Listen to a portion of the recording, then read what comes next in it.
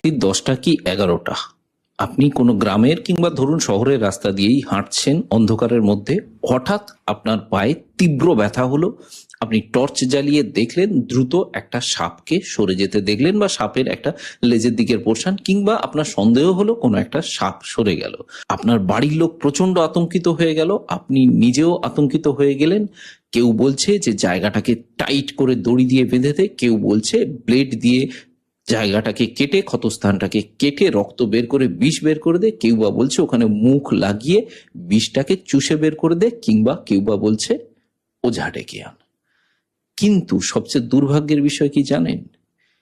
মানুষ সাপে কামড়ানোর পর প্রথম 30 মিনিটে যে ভুলগুলো করে, সাপের কামড়ে মৃত্যুর প্রধান কারণ ওই ভুলগুলোর মধ্যে নিহিত থাকে।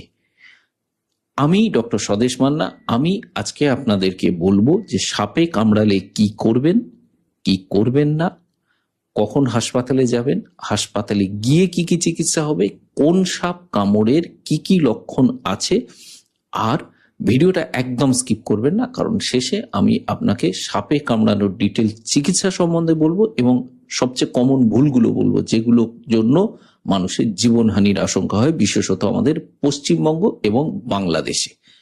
চলুন শুরু করা যাক। তো প্রথমেই বলে নি যে সাপ কামড়েছে মানে বিষ হয়েছে বা আপনি মারা যাবেন, এটা ভাববেন না। কেন ভাববেন না?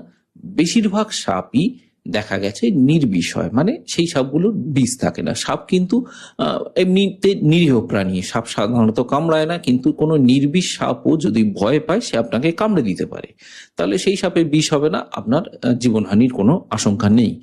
2 নম্বর হচ্ছে ড্রাই বাইট, মানে বেশিরভাগ কামড় ড্রাই বাইট হয়, মানে যদি আপনাকে বিষাক্ত সাপ কামড়ায়ও তাহলেও কিন্তু বিষ আপনার শরীরে প্রবেশ করবে না। কারণ ড্রাই বাইট মানে হচ্ছে সাপ হয়তো আপনাকে কামড়েছে কিন্তু সে বিষটা ঢালতে পারেনি আপনার শরীরে, বা খুব কম পরিমাণে ঢেলেছে, এগুলোকে ড্রাই বাইট বলে। এগুলোতে আপনার খুব একটা ক্ষতি কিছু হবে না, জীবনহানির আশঙ্কা তো অনেক দূরের কথা।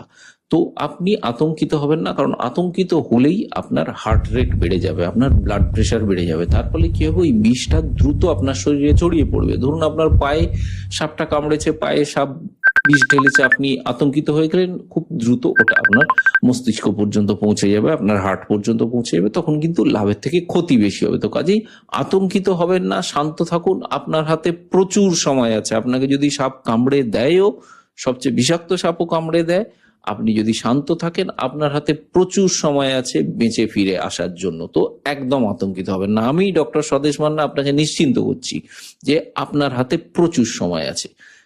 চলুন